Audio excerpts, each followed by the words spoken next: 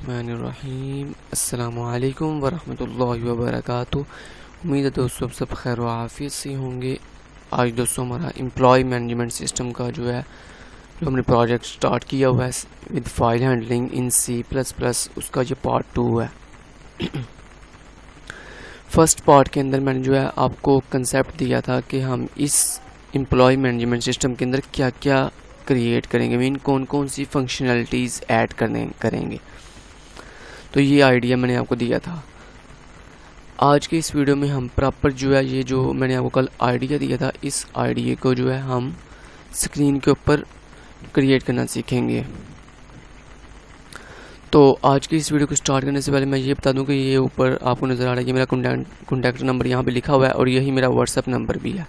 आप इस नंबर के ऊपर मुझे रब्ता कर सकते हैं, ताकि हमने अपना एक न्यू ग्रुप बनाया व्हाट्सएप के ऊपर, जिसमें हमने प्रोग्रामिंग के रिलेटेड और वेब डेवलपमेंट के रिलेटेड काफ़ी वो आपके लिए हेल्पफुल रहेगा। उसमें हम क्वेश्चनिंग करते हैं, तो जितने भी मेंबर्स हैं वो अपनी अपनी मर्ज़ी के मुताबिक उसका आंसर देते हैं, ठीक है। तो देन उसके बाद लास्ट पे जाके हम फाइनल आंसर डिसाइड करते हैं कि इसका ट्रू आंसर क्या था। तो उससे आपको काफ़ी हेल्प मिलेगी। तो आप जल्दी से हमारे व्हाट्सएप ग्रुप खिज़र शाल टेक्निकल को वो ज्वाइन कर लें। तो उसके लिए आप मेरा इस नंबर पर मुझे कॉन्टैक्ट करेंगे तो मैं आपको उस ग्रुप में ऐड कर लूँगा, ठीक है। तो हमारा जो नंबर है वो है 0347250673, ठीक है। तो अब टाइम वेस्ट के बगैर अपनी वीडियो को स्टार्ट करते हैं। तो मैं आया सबसे पहले अपने यहाँ पे ये कंपाइलर डेव C++ पे। ओके, तो आई होपफुली आपको फ़ॉन्ट साइज अच्छे से नज़र आ रहा होगा। अगर अच्छे से नज़र नहीं आ रहा, मैं थोड़ा सा और इसे जूम कर लेता हूँ आपकी आसानी के लिए। तो उसके लिए हम क्या करते हैं, मैंने आपको पहले भी ये बताया हुआ है कि हम कैसे जूम करते हैं। डेव के अंदर आपके पास ये जो सबसे ऊपर टूल्स की ऑप्शन होती है। ओके, यहाँ पे आपने टूल्स में जाना है और इस टूल्स में ये तीसरे नंबर वाली ऑप्शन है एडिटर ऑप्शंस, इसमें आपने जाना होता है। यहाँ पे जाते सारी आपके पास एक पैनल ओपन होगा। इस पैनल के अंदर फर्स्ट नंबर पे ऑप्शन है जनरल की, सेकंड पे एक ऑप्शन आ रही है फ़ॉन्ट्स की। तो आपने इस फ़ॉन्ट्स पे जाना है और यहाँ से आप अपनी मर्ज़ी से फ़ॉन्ट्स का साइज़ इंक्रीज़ कर सकते हैं। तो मैंने 28 रख लिया और इसे ओके कर दिया।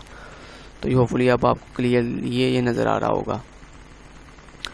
तो स्टार्ट करते हैं। सबसे पहले हमने यहाँ पे क्या ऐड करनी होती है, आपको पता है C++ के अंदर सबसे पहले आपने काम करने से पहले अपनी हेडर फाइल्स इंक्लूड करवानी होती हैं कि आपने जो काम करना है उसके रिलेटेड। आपको पता है हमारे पास बिल्ट इन वो हेडर फाइल्स हैं।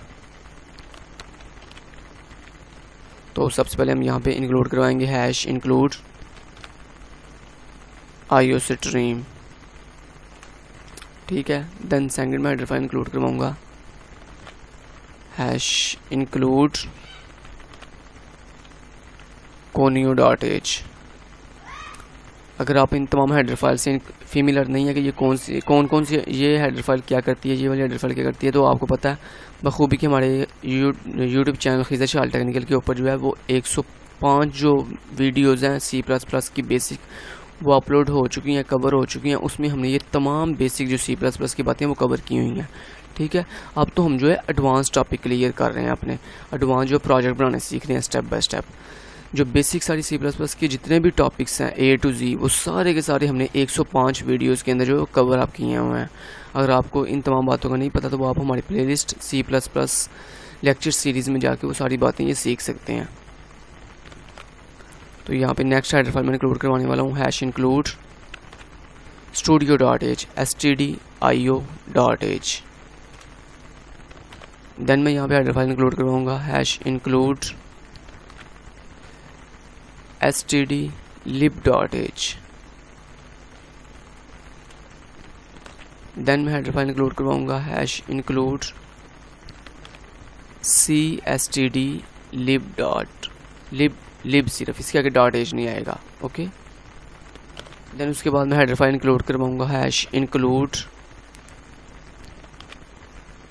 fstream, ठीक है, क्योंकि हमने फाइल हैंडलिंग करनी है और फाइल हैंडलिंग के लिए हमारे पास जो बिल्ट इन हेडर फाइल है वो है fstream, मीन फाइल स्ट्रीम, ठीक है।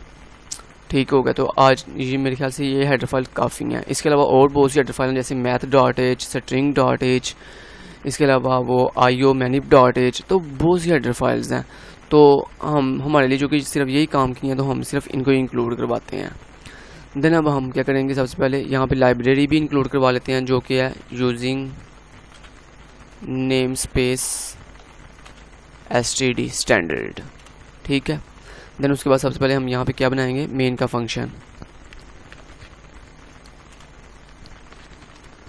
जो कि हमारा कंपाइलर सबसे पहले किसको रीड करता है, मेन के फंक्शन को रीड करता है, ठीक है। इस मेन के फंक्शन के ऊपर हमने जितनी भी एक्सटर्नल बॉडीज़ बनानी होती हैं, जितनी भी क्लासेस बनानी होती हैं, जितने भी स्ट्रक्चर्स बनाने होते हैं या फंक्शंस बनाने होते हैं, वो हम मेन की बॉडी से ऊपर बनाते हैं। आप डाउन भी बना सकते हैं, अप भी बना सकते हैं, आप साइड की तरफ भी बना सकते हैं, लेकिन मैं आपको ये रिकमेंड करूँगा कि आप हमेशा मेन की बॉडी से ऊपर ही जितने भी एक्सटर्नल बॉडीज़ हैं वो सारी मेन से पहले बनाया करें, मेन के बाद ना बनाया करें, ठीक है।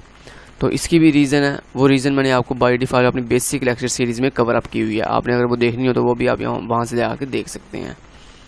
तो अब चूँकि मैंने अपने इस पूरे के पूरे प्रोजेक्ट को विद द हेल्प ऑफ ऊप क्लियर करना, mean object oriented programming, mean simply अगर मैं कहूँ तो with the help of class. तो यहाँ पे हम एक क्लास बना लेते हैं अब, ठीक है। तो आपको पता है क्लास के अंदर हमारी तमाम चीज़ें होती हैं, वेरिएबल्स, स्ट्रक्चर्स, फंक्शंस, एवरीथिंग जो है क्लियर हो रही होती है क्लास के अंदर, ऊप के अंदर। तो लिहाजा हम क्लास का इस्तेमाल करेंगे, क्योंकि हमारे पास यहाँ पे कोई एक फंक्शन नहीं है, बहुत से फंक्शंस हैं। जैसे मैंने आपको कल ही इनके बारे में बता दिया था, इंसर्ट का फंक्शन होगा, display, modify, search, delete, group, search group, show all group, exit, तो ये सारे फंक्शंस हैं। तो ये तमाम फंक्शंस हम बजाय इसके कि इंडिविजुअल बनाएं, हम एक क्लास के अंदर इनको डिफाइन कर लेते हैं, ताकि इन सब को एक दूसरे के साथ कनेक्शन इनका क्रिएट करना हमारे लिए ईजी हो जाए। तो यही क्लास का हमारे फ़ायदा होता है हमें, ठीक है। देन क्लास का नाम, तो क्लास का नाम हम जो हमारे प्रोजेक्ट का नाम है हम वही रख लेते हैं। तो मेरे प्रोजेक्ट का नाम है एम्प्लॉय मैनेजमेंट सिस्टम, तो मैं क्लास का नाम एम्प रख लेता हूँ, EMP एम्प, ठीक है। अब इस क्लास के अंदर मुझे क्या करना है, मुझे अपने ये तमाम जितने भी फंक्शंस हैं ये मुझे डिक्लेयर करने हैं और डिफ़ाइन करने हैं।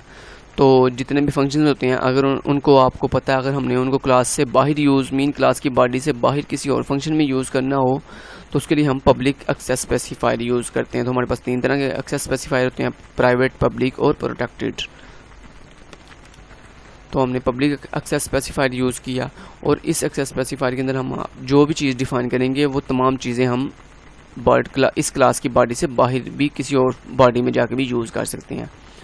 तो सबसे पहले मुझे यहाँ पे आज के इस पार्ट के अंदर जो आपको फंक्शन क्रिएट करके दिखाना है वो है मेन्यू का फंक्शन, मीन जिसके अंदर हमारा ये मेन्यू हमें नज़र आएगा, ठीक है। तो उसके लिए हम क्या करते हैं, यहाँ पे एक फंक्शन बना लेते हैं। तो फंक्शन बनाने का तरीका क्या होता है आपको पता है।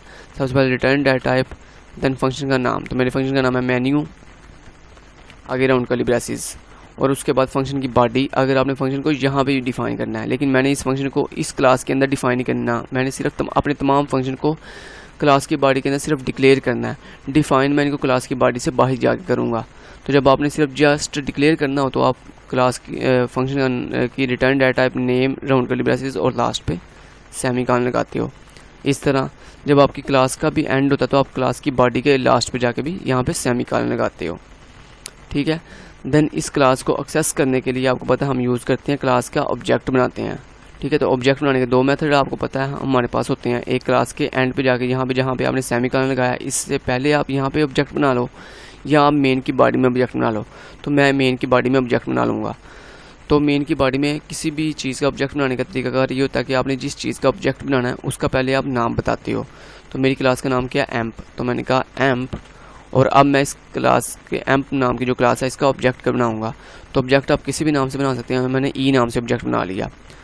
अब जब भी मैंने इस क्लास को एक्सेस करना होगा तो मैं ई का रेफरेंस दिया करूँगा। क्यों? क्योंकि e is the object of that class, ठीक है।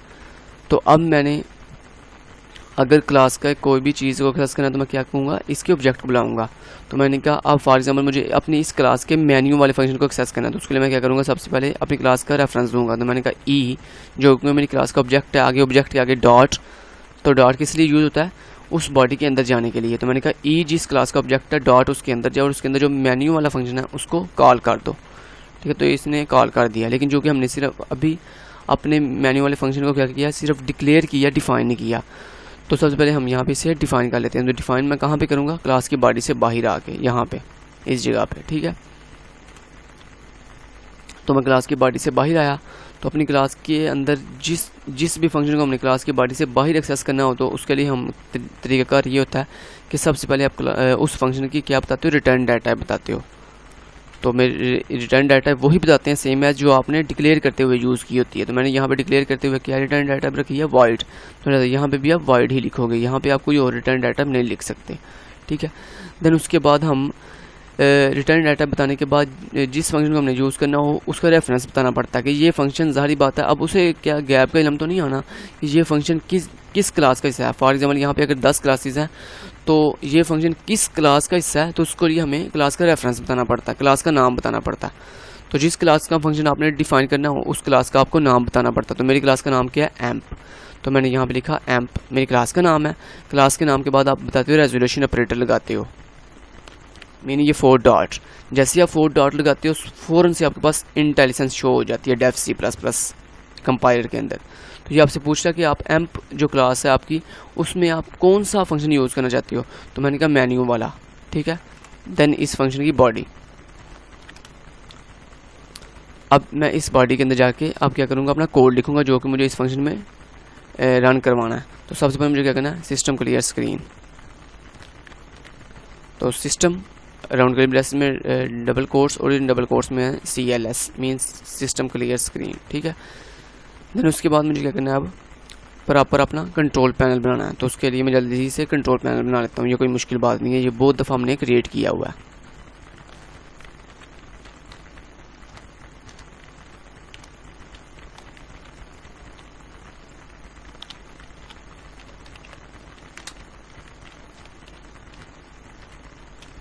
ठीक है। तो सबसे पहले मैंने मेन हेडिंग दी कंट्रोल पैनल की। देन उसके बाद अब मुझे क्या करना है,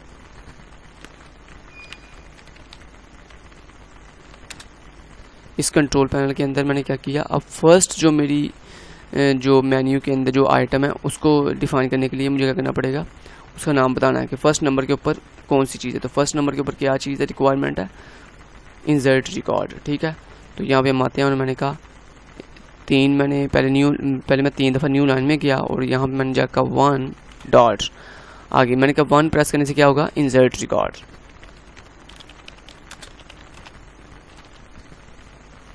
ठीक है। देन उसके बाद नंबर 2 पे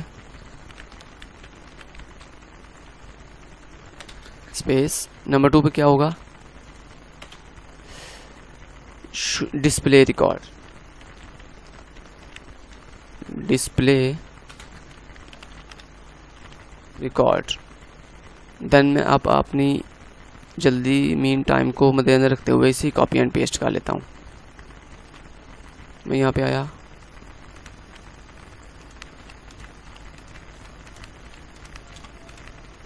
ठीक है। तो 9 टाइम मैंने इसे पेस्ट कर लिया। अभी देखिए मैंने कि जो यहाँ पे रेफरेंस है वो भी चेंज कर देता हूँ, ये 1 2, देन यहाँ पे 3 आएगा, 4 5 6 7 8 और यहाँ पे 9। क्यों, हमारे पास यहाँ पे कितनी रिक्वायरमेंट्स हैं, 9 रिक्वायरमेंट्स हैं। तो उसके लिए मैंने 9 जो है वो cout की कमांड लगा दी। देन 2 में क्या, डिस्प्ले रिकॉर्ड, 3 में क्या जी, search record, search record. Then number 4 के ऊपर modify record,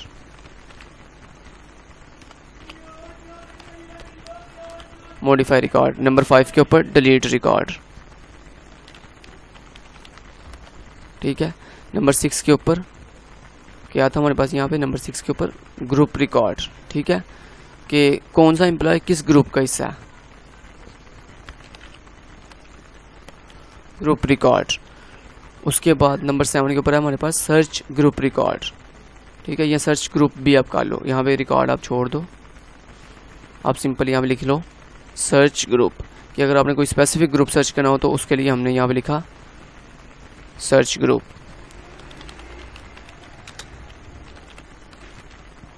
group. Then number 8 के ऊपर आपके पास क्या है, शो ऑल ग्रुप्स,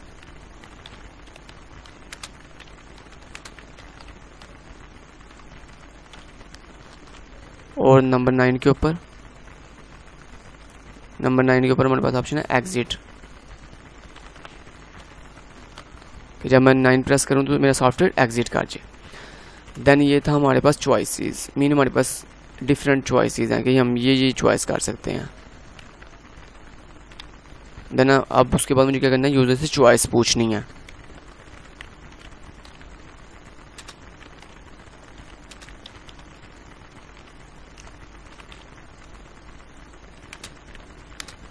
ठीक है। तो योर चॉइस, तो वो जो भी चॉइस बताएगा जाहिर बात है वो चॉइस किस में बताएगा, ये नंबर में कि 1 2 3 4, तो उसके लिए सी इन। और एक्स नाम का हम एक वेरिएबल बनाते हैं, उसमें हम यूज़र से चॉइस ले लेते हैं, ठीक है। तो उस वेरिएबल को मैं यहाँ पे डिक्लेयर कर देता हूँ किस डाटा टाइप के साथ, इंट डाटा टाइप के साथ। क्यों? क्योंकि एक्स में क्या आएगा, एक्स में इंट वैल्यू आएगी 1 2 3 जो भी वो चॉइस करेगा। देन उसके बाद हम यहाँ पे उस चॉइस को चेक करने के लिए कि यूज़र ने क्या चॉइस किया, उसके लिए हम स्विच स्टेटमेंट लगाएंगे और स्विच स्टेटमेंट में ये एक्स वाले वेरिएबल की वैल्यू पास कर देंगे। देन उसके बाद हम स्विच स्टेटमेंट में उतने केस बनाते हैं जितनी हमारे पास यहाँ पे रिक्वायरमेंट्स होती हैं। तो हमारे पास कितनी रिक्वायरमेंट, 9, तो 9 हम केसेस बनाएंगे। तो फर्स्ट केस 1 और देन बाद में ब्रेक, कि आपको पता है अगर हम ब्रेक ना लगाएं तो क्या होता है भला, बाय डिफ़ॉल्ट जो सा फंक्शन ट्रू होता है अगर उसके नीचे ब्रेक ना लगा हो तो वो बाय डिफ़ॉल्ट कंपाइलर बाकी उसके नीचे भी बाकी तमाम केसेस को जो है रन कर देता है। तो इसके लिए ब्रेक लगाना बहुत लाजमी है स्विच स्टेटमेंट में। तो देन मैं इसके बाद इसको ही कॉपी कर लेता हूँ।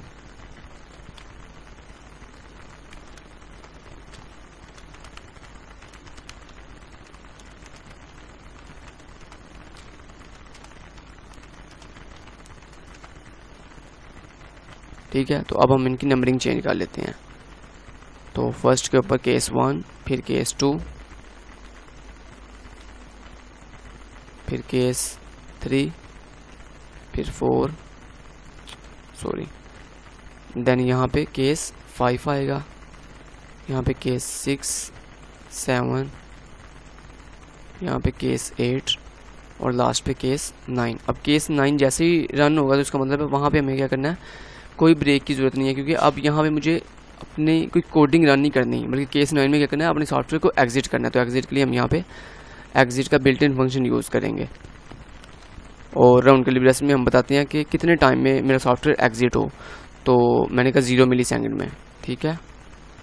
ओके, ये हो गया।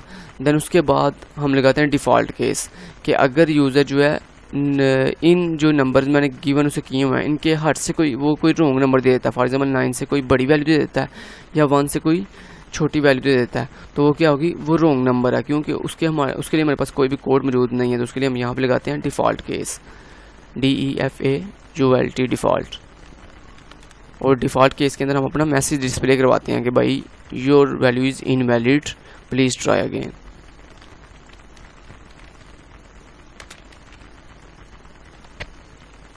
इनवैलिड